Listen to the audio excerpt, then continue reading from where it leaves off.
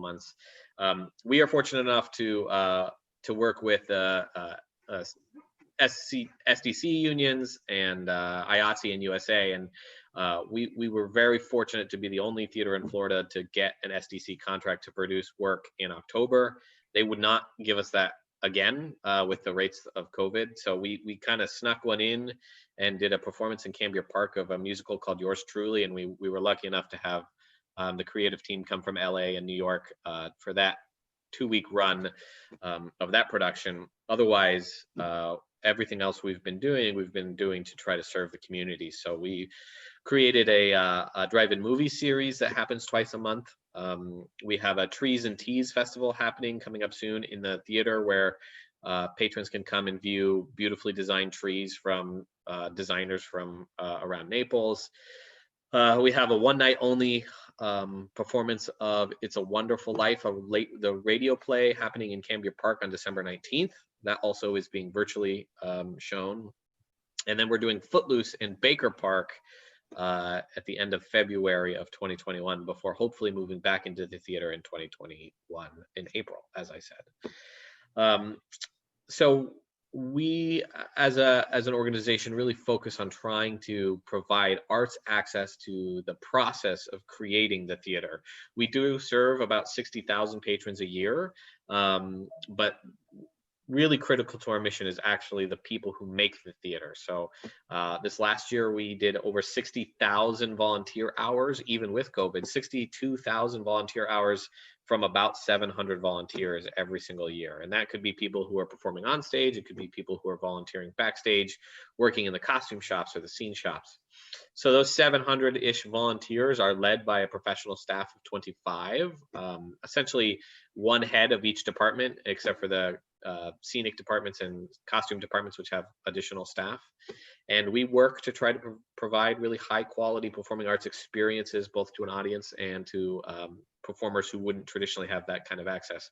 And we sort of joke amongst ourselves that we take the starving out of artists, so that some of these artists can have the careers that will help make sure they can live comfortably while also having access to the arts and the creative process. So that's kind of the Naples Players in a nutshell. We also have a robust education program, and we have a wellness program that's dedicated specifically to using arts and theater to improve some of the educational goals for people with disabilities.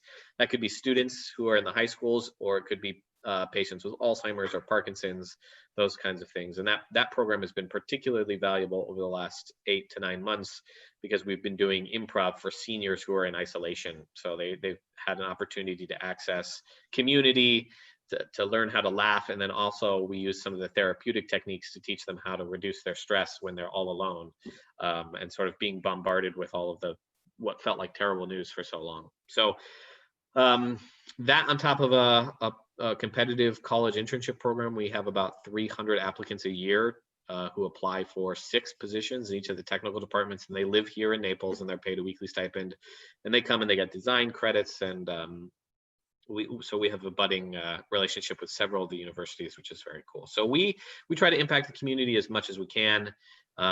We just finished a collaboration with the Naples Botanical Garden last week, and we have another collaboration with the Naples Zoo coming up in January. And that'll be an opportunity for the community to come outdoors to the Naples Zoo and see a mix of performances and also talks by zookeepers. And we're trying to demonstrate the real crossover potential that exists between the sciences and the arts, which is rarely focused on. So that's kind of what we've been up to in a high level, and we appreciate everybody's support who has allowed us to continue to serve the community during this time. Okay, thank you, Bryce. And from theater, we're going to go to the concert world with Andrew Kurtz. Hi, Andrew. There we go. Let me just unmute myself. Good morning or good afternoon, everybody. Thank you for being so kind as to invite me to be a part of this conversation and to share some time with my colleagues from Naples. Hi, Kristen and Bryce. I'm not sure if we actually ever met. For those of you who aren't familiar with the Gulf Coast Symphony, we are a 26-year-old organization based in Fort Myers. and I've been a Floridian now for 30 years, been here quite a while. And I've also had the pleasure of working with Joel. He actually did some stage management for me when I was running a small theater company. And he did a really cool performance with us on the 50th anniversary of the Apollo mission at Barbara B. Mann. We did music and video, and it was just a great tribute that we did. I guess it was 2 summers ago. Time seems to have warped in the COVID world. Excuse me. So the Gulf Coast Symphony also shut down on March 15th. We were actually right in the middle of our Music Man rehearsals, and I sent an entire company home in the middle, a week into rehearsals. Don't know what's going to my voice here. So I sent them home, and it took quite a while for us to figure out our plan going forward. And what I will say is we took this opportunity as an organization as an opportunity to be creative, to look at resiliency, and to really reimagine who we were as a company and be faithful to our mission, which is creating community through music. And the result was we actually accelerated the timeline on our long-term strategic plan. And we just opened a brand new music and arts community center that had its first performances for the public 2 weeks ago. And it was something we were planning on doing 3 years from now, but with the shutdown, it gave us an opportunity to look more closely at the site, which is a 12.5 acre church campus, who we've partnered with. And we basically control the vast majority of the campus 85% of the time. And then the church uses the campus for Sunday services and some of their other events. But we completely renovated their sanctuary. We put in theater lighting, we upgraded their sound system, we put in robotic cameras, in addition to adding positions for our regular 5 cameras that we often use at Barbara Mann when we use our iMag screens and multimedia, so that we can do a 10 camera digital stream, live stream recording type session.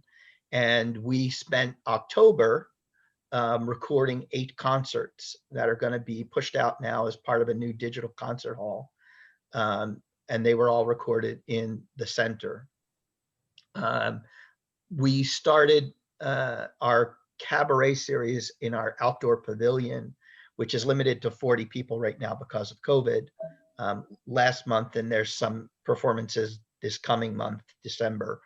But the big thing that we did is we were able to work with Barbara B. Mann, and we've been doing socially distanced Saturday concerts at 25% capacity, which is less than 450 people,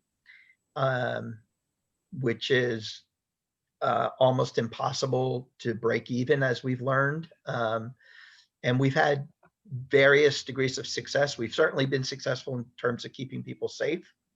The orchestra is rapid tested weekly.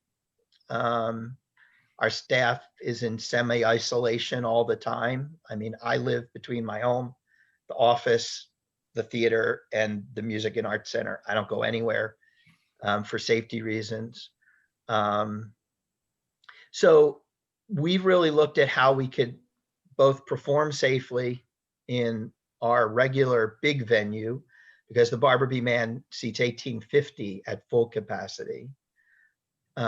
We've looked at how we could create some outdoor performances that would provide a different level of safety. And then we've looked at what we could do in the digital realm to offer opportunities for people to experience us in a new way. And I'd say the difference between what's going to go up in our digital concert hall, which will go live, I believe, this week, and what we had offered for many, many months once we shut down, was, as my colleagues will tell you, archival recordings are meant to be just that, really not to be seen in mass, but really to be a record of what you've done, and maybe to use snippets for grants. But the production values, as good as they might be, are not going to be as refined as you would if you're going to produce something that's going to be consumed as Netflix would, or something that was being streamed. And so we've had to up our game and really recreate what we're doing, and spend hours in the recording realm to make sure that what we'd be broadcasting would not be the same experience of what people saw in the months. We've been fortunate, like the Naples Players. The core orchestra, the Gulf Coast Symphony, is community-based.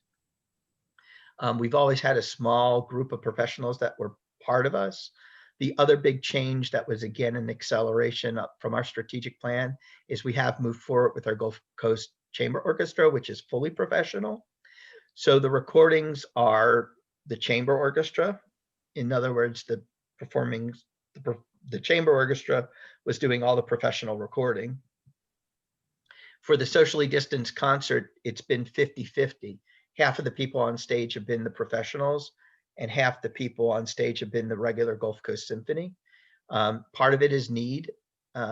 Many of my orchestra, I'd say 50% of my orchestra, will not play until there's a vaccine.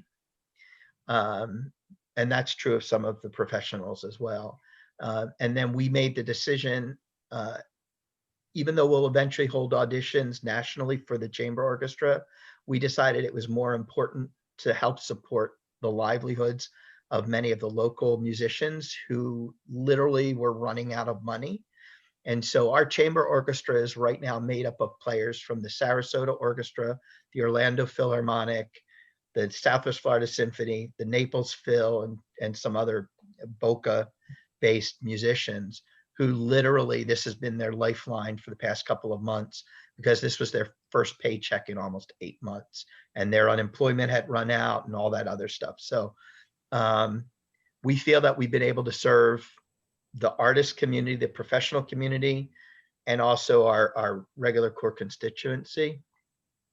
I'm going to just say one more thing. At the Music and Arts Community Center, there's going to be a full program of chamber orchestra, chamber music, a jazz program, classes, and fully staged opera and musical theater. We have been doing a fully staged opera and musical theater piece every year at Barbara Mann, but now we'll be doing 3 or 4 of both.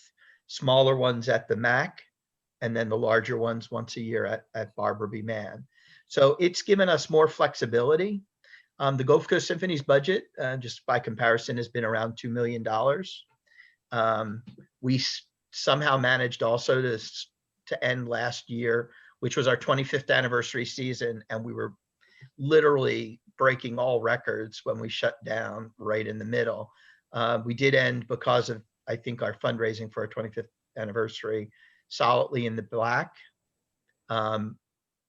Also, like the Naples Player, I think our budget's going to be about half, somewhere closer to $1 million, maybe 1.2 this year, because we've lost nearly $1 million of revenue, projected revenue at this point, for all the productions that we canceled from March. And I've redone, and Kristen, maybe you'll add to this, I probably redone my performance scenario about 100 times. And so I'm just putting the final touches on January through May, and I'm having to redo 4 shows, and I've canceled shows, and all the time trying to stay very safe.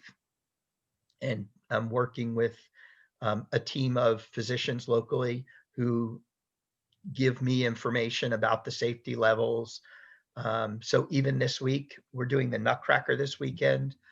We canceled a rehearsal with the dancers, and we've moved all of our rehearsals to the hall because it's a bigger space and a little bit more safe than our main space now at the MAC, where we've done renovations to HVAC and all that. But I just feel it's safer with 40 dancers to be at the main space than in our smaller space.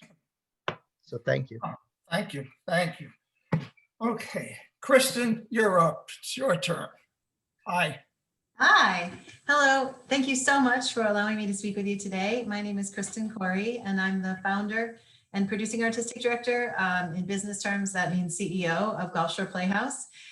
And I moved here 17 years ago from New York City and determined that there was a niche to fill between the wonderful work that the Naples Players does with community-based people, and at that time it was called the Naples Philharmonic, that brings professional Broadway tours around, but they're not produced by them, they're presented by them. So I knew there was a sort of a niche to fill in between with professionally produced theater that used actors that came from outside the market. Equity actors, typically, 99% of the actors we use are members of the Actors Equity Union. So that's that's the nation's oldest actors union and a professional actors union. And we do use other unions as well. To Bryce's point, we do work with the Society of Directors and Choreographers. We work with the United Scenic Artists, and we work typically very, very well with Actors Equity Association. So what Bryce was talking about is that when the pandemic hit on March 13th, we had one show on stage, and we had another show that was right in the middle of rehearsal, Blind in Winter. So on March 16th, we actually closed down operations. We learned as well that the Norris Center, where we have been producing since 2006, was also closed because it is a City of Naples building. It was going to be closing on March 17th. So on March 16th, we sent nearly 20 professional actors and stage managers back to New York. And on March 17th, I laid off 3/4 of my staff. It was a tough week, I can tell you. Since I started Gulfshore Playhouse, I don't think there was a week as tough as that. So and happily, there hasn't been a week as tough as that since. So we were down to a core of 8 of us at that time. We called ourselves the G8, and we had really daily meetings. And the meetings at that point were focused on how do we get through 2020, because at that point it was really impossible to determine how fast this pandemic might be over. When would we be able to get back on stage again? How could we get on stage safely? But we knew first and foremost, our goal was get through 2020 and still be alive and still be in the black, and all of that. So we did end our fiscal year on June 30th in the black, thanks to the decisive measures that we took in immediately cutting our expenses. We laid off people as quickly as we did because we were clear if we weren't going to get back on stage for the rest of the season, there was no reason to have our production staff on board and many of our administrative staff as well. So we quickly made cuts. As painful as it was, it helped us to stay alive and remain solvent. We had to keep a core of our people on. We kept people on from the artistic team, from the production team, from the development team, and from the finance team, so that we could continue to plan and create whatever was going to come next. We did create something over the summer. We did our classes online on Zoom, as well as we created something called Artful Distancing, which was kind of an artful talk show. We had playwrights, we had producers from Broadway, we had all actors reading scenes from plays. So we had all kinds of things going on. It was weekly, every Wednesday at 3 p.m. And that was very well attended and fun to do over the summer while we were still figuring out what to do. We had thought that we were going to have to cancel both of our summer camps. We do have a very robust education program as well. It has 3 components. The first component is the obvious stuff you would imagine, teaching kids 6 to 18 how to sing and dance and act. And we've got productions that we do regularly as well. And we have a community partnership component. We work with the Holocaust Museum, where we've written a play about a survivor that we performed in schools. We are in the process of writing a second play about a local survivor that we will also tour into the schools once we can tour back in the schools again, because obviously everything is screwed up this year. And we also work annually with the Naples Philharmonic, and we do a fully musicalized Shakespeare with professional actors that we bring from New York to the entire 11th grade of Collier County, which we provide free of charge to them every year. This year, we'll be doing it virtually. So we will be recording that Midsummer Night's Dream and bringing it into the schools. And our third component is, what is our third component? In school programming. So we actually teach content curriculum through the use of theater as a tool. So it might be that it's a 4th grade social studies class and the kids have to study the Civil War. And so we'll say, okay, you're Harriet Tubman, you're Abraham Lincoln, you're Robert Fulton. And the kids have to research their character and write their own monologue, and they perform it for their peers in their classroom after sort of 8 sessions. And it's a fun and engaging way for kids to learn. That isn't the typical, like, go home and read this chapter and fall asleep in the middle of it or watch a film strip. So that's not only enjoyable for the students, but actually we employ professional development as well. So the teachers are learning how to use this methodology for other subjects of their own. And we'll do that for anything from language arts to science to math to the obvious, theater classes and music classes as well. So those are the 3 components of the education program. But in the summer, typically we'll do 2 summer camps. Earlier in the summer, we'll do one for the kids age 6 to 13. And then later in the summer, we usually do our teen program, Star Academy teen program, ages 14 to 18. So we thought at the beginning, since the Norris Center was still closed and the state was still on lockdown, that we were going to have to cancel both. But we had already cast our production of Addams Family, and we sort of kept it in our back pocket, wondering if we were going to get it through. And in the middle of July, or I guess it was the end of June, Governor DeSantis opened up the state a little bit more and said that summer camps could go. So we actually went forward and we did our production of our teen Star Academy program of Addams Family. And it was a great opportunity for us to employ all of the protocols that we had put in place for producing inside. We knew we were at 50% capacity. We had worked on that seating chart with the fire chief. And so all of our seats were socially distanced and had no one in front of them or to the side in either direction. And all the kids wore masks all the time. We worked in pods of no more than 9. We took temperatures coming in the door. We bought all kinds of electrostatic sprayers and sanitizers, and we're spraying things left and right before and after classes, before and after performances, et cetera. And we successfully had 3 performances of this show. The kids either wore masks or face shields, and happy to say, I don't need to knock wood anymore because it has happened and it has gone by. No one got sick. We kept everyone safe. So that was a great starting point for us to figure out how to employ our health and safety guide so that we could give it to the Actors Equity Association. We had decided to cancel the first 2 shows of our season and asked our associate artistic director, who's also a Broadway actor, Jeff Binder, to write a one-man show so that we could have perfect safety on stage, in our opinion, right? One man on stage. And we thought, and we had talked about it with our rep at Equity in June, and they had said, oh, that sounds like a great idea. But throughout the summer, they proceeded to lay off more and more of their staff, and the other staff that's still on board is furloughed. So they're gone every other week, and you never talk to the same person twice. And the long story short is that we provided our health and safety guide, and ultimately 1 week before we were supposed to start rehearsals for hire, they said, no, we couldn't go into rehearsal because the numbers were too high. They are looking for a rate of 5 out of 100,000 cases. And in case you haven't noticed, I don't think anywhere in the country has 5 cases per 100,000 or less, which is therefore, I feel, really irresponsible and short-sighted of them. I convinced them to let us rehearse because Jeff and I already share an office at work, and we've been careful, wearing masks and all of that. So they allowed us to rehearse as long as our stage manager was on Zoom. And at the end of the day, they would not let us perform it on stage. So in case any of you have followed the national news, the Actors Equity Association is fighting with the Screen Actors Guild. And because a lot of producers are deciding, well, if they can't perform, Equity just will not say yes. We're going to go and film it, and we're going to get a contract through the Screen Actors Guild. So that's just what we did. We told them, we were very forthright. We were like, okay, if you won't let us do this, then we're going to go to the Screen Actors Guild, and that's what we did.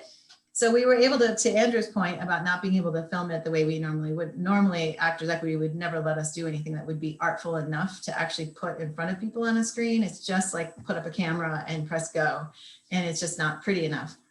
But because of this tiny gap between times when before Actors Equity and SAG had worked out this deal, which they have now worked out, we were able to get a SAG contract, which they were so different than the Actors Equity Association. They were focused on getting their members back to work. They were happily able to disclose who the members of their health and safety committee were, which Equity wouldn't even disclose. They were willing to let us talk to them directly and explain what our health and safety guide employed and what our situation was within our space. And they said, you know, here, get an extra ventilation unit, get a couple of extra COVID tests because we are already all tested weekly. And you're good to go. So we shot the film and we're currently in edit for that. We should have it be done. It'll probably be done by December 10th.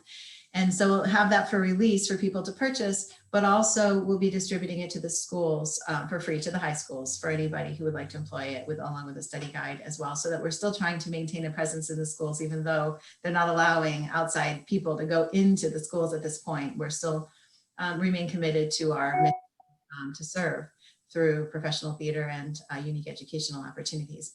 And then finally, we're in the middle of a capital campaign for ultimately it's a $60 million project, and we intend to break ground sometime in the spring of 2021.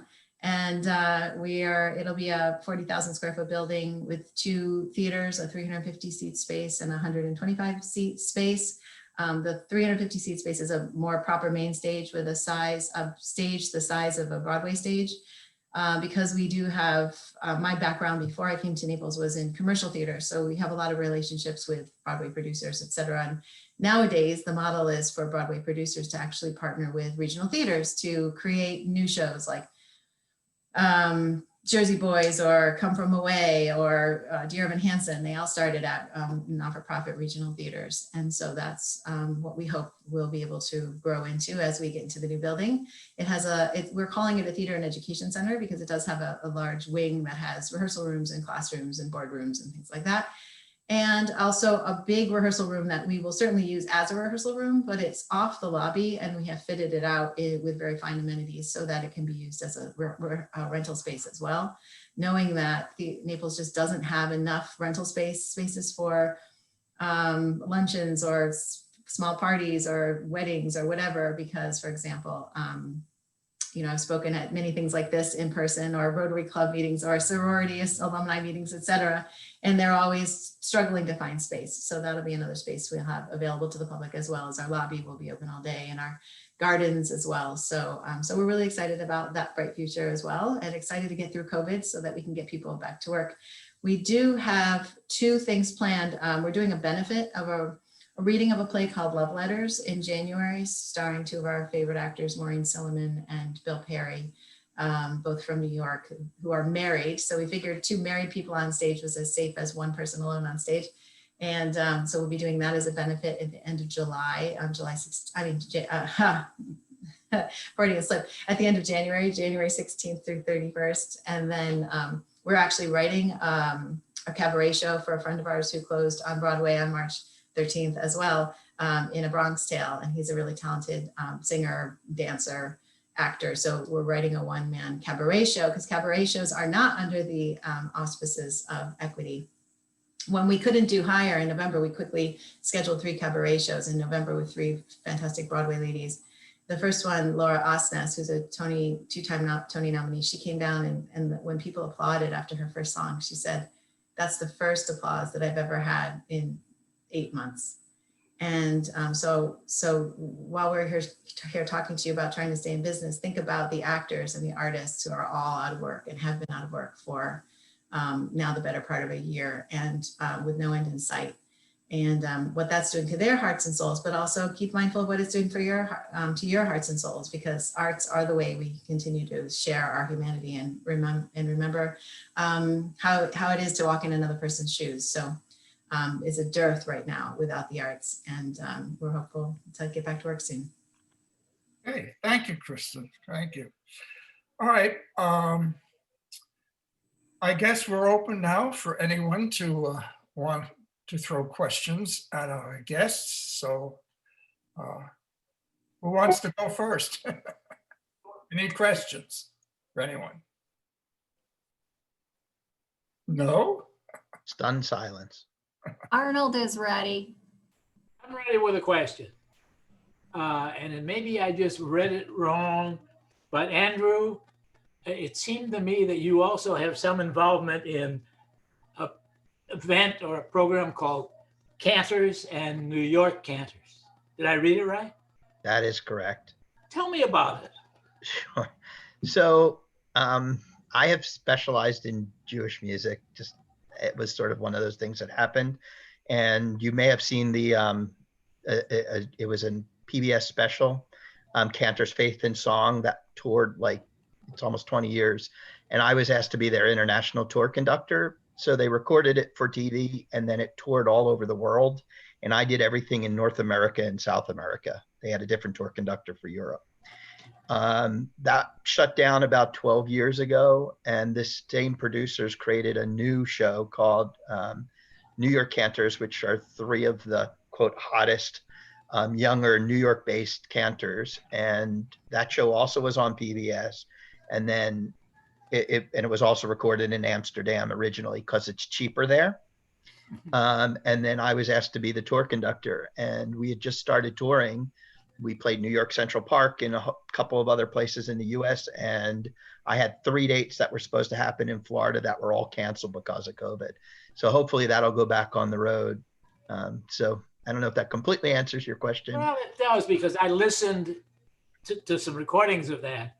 Spectacular. And moving. Well, thank you. Yeah, hopefully I was supposed to bring it to Fort Myers actually next year. It's been pushed a year because of the cost of the show. And it was supposed to go to Boca and Fort Lauderdale. But again, both of them got postponed. May I ask each of the speakers to talk just briefly about the philanthropy through all of the COVID? How have your donors reacted to knowing what situation you're in and knowing that the future is kind of crazy, but have they been supportive? Have they been wary? What are you seeing from donors? I'll speak to that. We right away knew that we were going to have to rely on philanthropy probably for a year or more. And usually a healthy arts organization, not-for-profit arts organization, usually employs about a 50-50 ratio.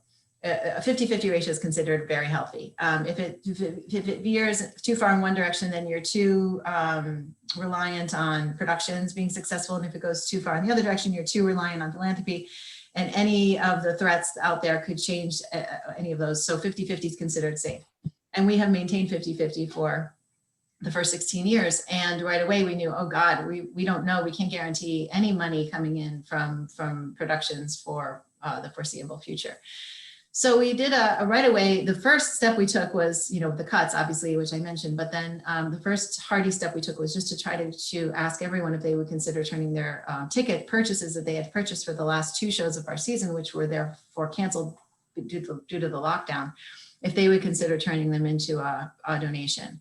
And I'm pleased to say, nationally, I think the average is about 15 or 20% of the people turn their tickets into donations, but we had a rate of 58% of our ticket holders turn their tickets into donations, which we were extremely pleased by. And honestly, that was the amount of money that we ended up over when at the end of the day, when we had a surplus at the end of our fiscal year.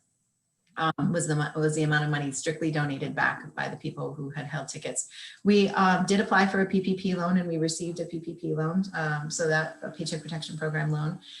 We haven't actually used that money yet. It's still in our bank account, but we expect full forgiveness on the full amount, so we'll be able to employ that, which will be very, very, very helpful. And we're hopeful that there'll be another act such as that put into place in the spring.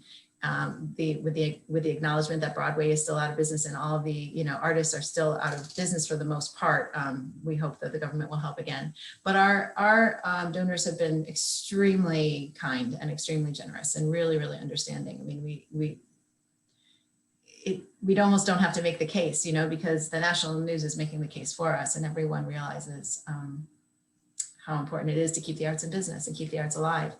And just a couple of performances that we had, even our Addams Family performances and the cabaret shows that we did, people are just saying, thank you so much for doing this, because it really keeps our hearts and alive, and we're grateful for it. So I think people have an interest in wanting to keep us going. Yeah, Bryce, isn't that, didn't we have a good response on tickets being returned also, I think? Yeah, we had about 40, I think it was about 46% of our audience who had tickets turn them into donations, which we were very thankful for. And we've also seen generally that that people have been very generous. In fact, of the donations we got since March to today, about 40% of them are from brand new donors who had never donated before. So people feel motivated to give to something they believe in. We definitely see that the larger donors feel the pressure of the stock market or stock market futures based on what's happening with the coronavirus. So when we see the coronavirus start to surge, we start to see hesitancy to donate surge as well. And so at the end of the year here, people's donations are going to be critical for everyone. We're very fortunate that Jay and Patty Baker have pledged to match $50,000 of donations this month. But generally, people have been very willing to understand the need for support. We also got a PPP loan, which was critical to us and our success as we move forward. And frankly, another one will be critical as well. I think we're looking at about $1.6 million in lost revenue this year. We were also having the best year we've ever had by a long shot. We were at 99% capacity on the season.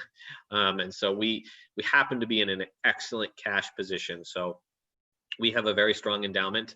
And we luckily didn't have to pull from the endowment until the stock market had recovered. So we were in a good cash position that allowed us to keep our staff on.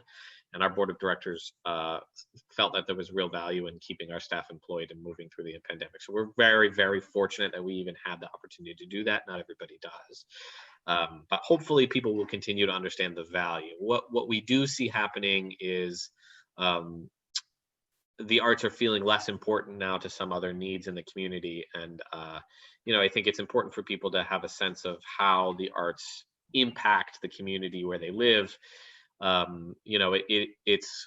It's so important for us to tell the stories of the local people, but more importantly than that, it's a massive economic driver, especially for the state of Florida. Most people don't believe that the GDP of arts and culture in the United States is $800 billion. It is larger than the GDP of transportation. It is larger than the GDP of, agriculture. Yeah, that's exactly right. And so, if we don't support the arts, we're really talking about a massive industry that will play a major role in the sort of downward trend of the economy. And locally in Collier County, you have to remember that there is not a county tax that supports arts and culture. In the city of Naples, there is no performing arts fund for organizations like ours. So our only hope is in the state, which is 49th in the country for funding. And other than that, then it needs to come from a national level. So our organizations really depend on those kinds of contributions. And like Kristen, I think this last year we were 56% earned revenue from ticket sales and 44% contributions. So when we see that 56% go away for 13 months, that's a huge hit. And even though people are like, well, why don't you just open back up? The governor says there's no restrictions. It's just simply not that easy. And our surveys clearly demonstrate that people are not that interested in going and sitting next to the stranger at the theater right now. So even if we allow 50% of our audience back in, suddenly we're only looking at 25% of our operating budget coming from earned revenue. So it really is not as simple as just open your doors and do performances as much as some people would like it to be. Yeah, I'll echo that. I'm in a similar situation in the orchestra opera world. The ratio is about 70% philanthropy to 30% tickets. For the Gulf Coast Symphony, it's generally 38% ticket sales, 62%. Roughly, we're more at a 60-40 balance. We also got a PPP. I felt it was critical for me to maintain my staff because trying to rebuild. So I kept all my staff on, and I actually hired 2 new people once we opened the Music and Arts Center because I needed a director for that and a technical director.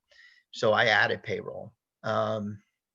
We did apply for and got an SB, the Small Business Association loan, which we were able to pay for the renovations because we're $100,000 in on renovations right now on that facility. It's shocking how much it starts to cost to put in lighting, and my colleagues will tell you. My biggest priority has obviously just been to maintain the organization and our monthly operating costs. It was pared down some, but still run close to about $35,000 a month. That's doing nothing. Now that we're actually back to performing, it's much higher. We I was able to raise enough money, and people were very generous in the beginning between the PPP and people's donations, which were a little bit higher than normal as they gave their end of the year. Our fiscal year ends in June. That we could make it through now with no extra money, but we're just launching a $100,000 campaign to kind of take us through the next months. We really would need a PPP because it, you know, what we've learned, and just so you both know, I've now been back in the theater. So even if I went to full capacity, my average audience in Barbara Mann has been running about 250 people, which is like 12%. And when we had these 7 concerts, I think we'll maybe break even. We're going to 50% in January for our concerts at Barbara Mann. The problem is, by killing 50% of the seats, I'm actually killing more than 50% of the higher price seats. So it only leaves me with a revenue potential of about 40% of normal, which makes it really hard to even break even. And we see a reluctance of people to come back, even people who have said in the surveys that we've done that they're coming back. There is a group of people who will come, but it's not our core audience. So I don't think just because we're now going to have 900 seats available that all of a sudden I'm going to have 700 people in the hall. And so, you know, I've had to bring my costs down. I work with a lot of professional performers, and we've had some issues with Actors Equity not being willing, because we do some equity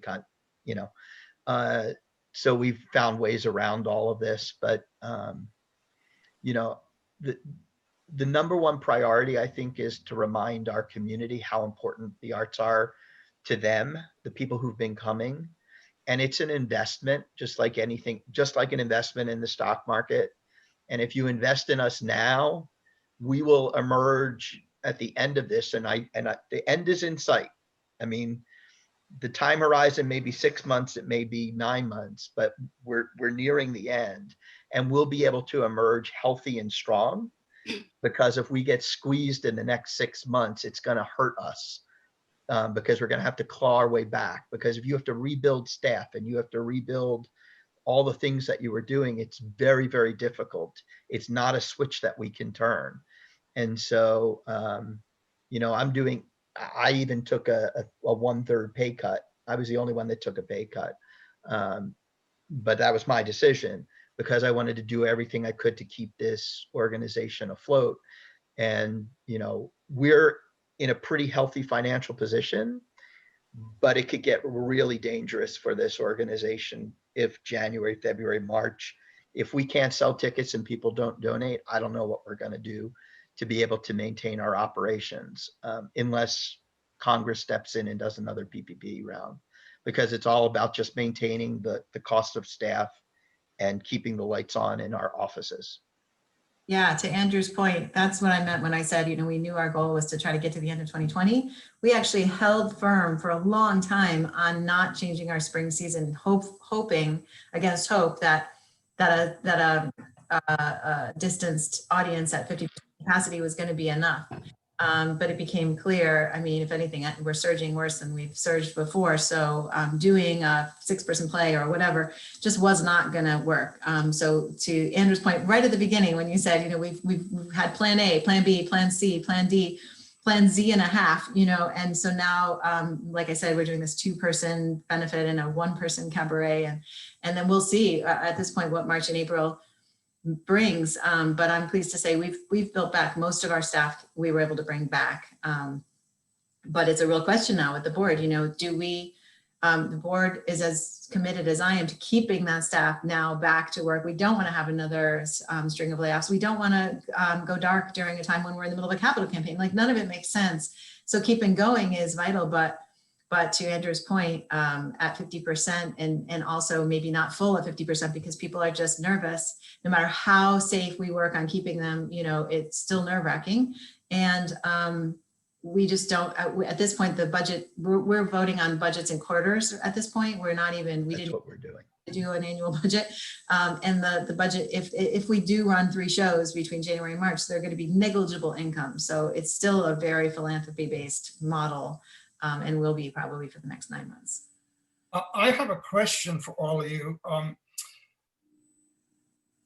How has your PR, your promoting the theater, been impacted? Have you cut down on print? Are you doing more internet or broadcast radio ads, things like that? So if anyone wants to start with that, pick up on that. It's the I've first cut thing that I everything. got. Yeah, exactly. That was the first thing I got, no question. You know, there's $200,000 annually that I could just take out of the budget right then if I wasn't going to pay for press. And at the time, we didn't have any press to run anyway. So we've shifted quite a bit to change the narrative about the value of arts in the community. And so, you know, things like an annual report, which I'll actually send everybody a private message here. You can go look at our website to see our annual report that just came out this week.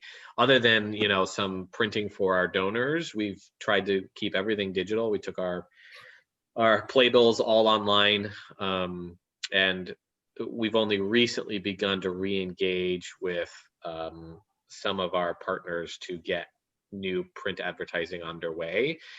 We have found that the publishers are also dying because no one is paying for money, and so, you know, I can get a rate that's maybe 10% of what it would have been 1 year ago. So that's beneficial. We'll see how long those last.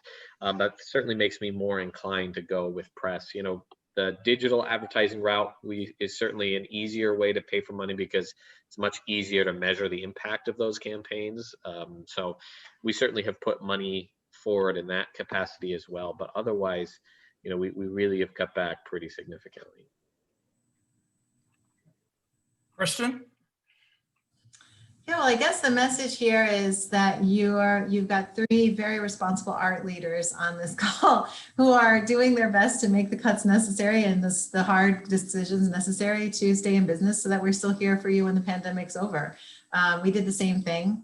We cut all of our expenses. And not only that, we actually work with a firm, a PR firm that we employ typically on a monthly basis. And we actually just cut them down to a very minimal amount of hours per month between March and October, and didn't bring them back on full salary until November when we knew we were going to start to employ things. We've got, you know, we thought we were going to be performing, but we'll still be selling film. We're selling our 2 kids shows that we're doing in December. We are actually partnering with a Broadway producer, and we're releasing a 1-man show version of A Christmas Carol starring Tony Award-winning actor Jefferson Mays. So we're doing that as well. And so there are things we need to market, but we're definitely not spending the money on marketing anywhere near, even when we have something to market, we're not spending the amount of money. We used to invest a lot in print. We're not doing as much of that. It's mostly digital, and just focusing on getting the word out to be sufficiently enough to get the numbers we need and no more. Okay. Yeah, we've done like 2 print ads, I think, in happenings, and we did 1 radio campaign for last week's concert. And but we are about to move forward with our digital campaign. We work with a national company that handles all of our digital placements, and we're teasing it back in starting in December. Because if we're doing shows, we're about to announce a pretty, for me, aggressive season, even though it's 1/3 of what was expected. From January through May, we have to start selling it somehow, and it can't just be with just the emails. So we are about to spend probably $3,000 a month on digital, but that's a fraction of what we normally would spend. That's probably what we would spend in a week. But again, my revenues are going to be a fraction of what we spend. It's all, I think all of us are saying the same thing. We're all trying to figure out how do we get to July 1. And hopefully at that point we'll be operating under a much more normal model. Although I will say, I'm also projecting quarterly budgets. It's interesting, Kristen, you're doing that. So I only present very small snapshots to my board because everything else is fantasy. My long-term budget, though, for next year is still projected at a 30% loss for tickets over what my normal would have been. Because I don't think that it's going to be like turn the switch and everybody's back in the theater next year. I think there's going to be like a year where we're still somewhere in the middle. And then hopefully 2 years from now, we're back to where, we're selling 1,400, 1,500 tickets per show for Barber Man. Hey, Joel, Carol Green has a question she put on chat. Any estimates on how many performers have had to leave the profession in order to put food on their tables? A lot. Yeah, almost all. If you know anything about Actors Equity, I concur 100% with Kristen's assertion that Equity has failed their members. These are people, many of whom have not worked in over a year, and the way the union works is you have to work X number of months, X number of weeks every 6 months to earn your health care. And now that they haven't worked in over a year, they cannot earn that health care. And so all of those people are going to be losing their health care and their coverage. They're going to have to find jobs, if they haven't already, to get health care even, not to mention to pay their bills. So I'm not sure, I don't know, Kristen or Andrew, if you've seen any specific statistics, but I would think most of the industry at this point has had to find something to help sustain themselves. I'll put it this way. The fellow who's playing principal oboe in my orchestra is typically the principal oboe of the Sarasota Orchestra. Amazing musician. He's working as a barista during the day now to pay his bills. Yeah, I mean, I know a guy who works with us quite a bit, who works regionally all around the country. He's a professional actor, has been on in movies, major film releases, series that are on Netflix. I mean, he's all over the place, and right now he's working in construction. And that's, I think, a really great example of just everybody, because between SAG and Equity, there's about 160 or 70,000 union members.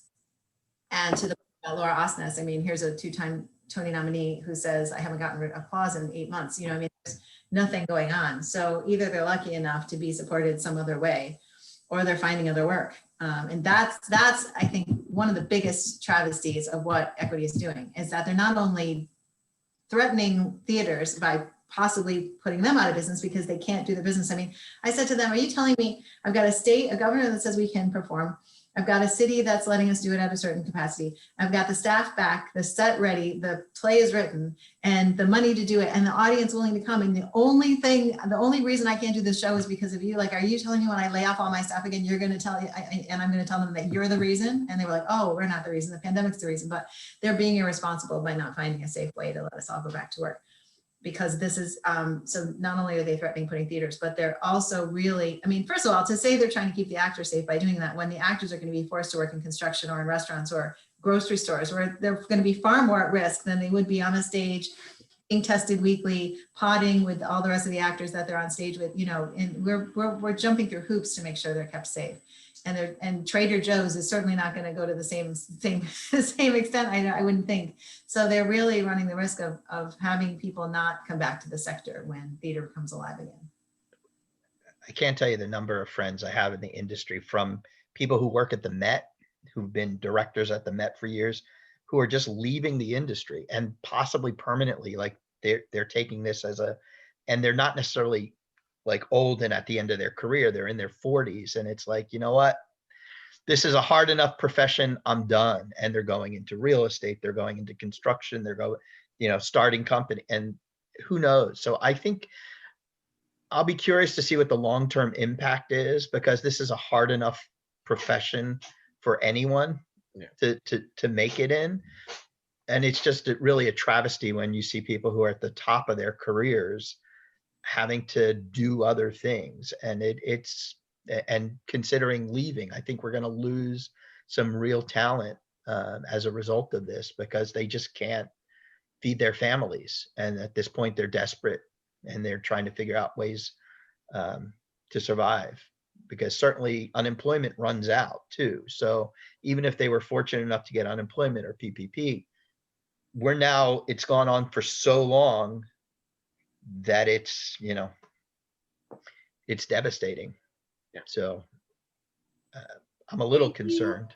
So much, Andrew, Kristen, and Bryce. An amazing hour of the behind the scenes of what's happening. as you called it, your industry, you are business leaders trying to run businesses through a pandemic. And I'm in awe of what you've had to do and what you continue to do in terms of planning and trying to be available to us in our community for the rest of the decades to come. So thank you for everything that you've done. Joel, thank you for bringing together this incredible panel. Tom, thank you for hosting the Press Club event. We will be getting together again next Thursday for our annual meeting. I hope you will join us. It's an annual meeting of Press Club, which we'll talk about our successes for this past year and our plans, but we also get to honor our Young Journalist Award winner, Sean Martinelli from NBC2. He'll be in the program and presenting some of the work that he has done in his special role with NBC. So we're really excited to honor him as our 3rd annual Young Journalist Award winner. Bob, go ahead. Oh, 4th annual, sorry. The committee has worked so hard. So we hope to see you then. Our dues for next year remain $50, a very good bargain. So we'll hope that if you're not a member, please join. Check out our Press Club website. We've got a Facebook page and now a YouTube and a Zoom account. We are really moving forward. Thank you all for being here today. It was a pleasure to hang out with my Press Club friends and our friends from the artist community. Thank you. Thank you, everybody. Hope to see you in the Thank you. theater sometime soon. Thank you. Guys. Thank you. Good luck. Good luck. Thank you, everyone. Good to see you all.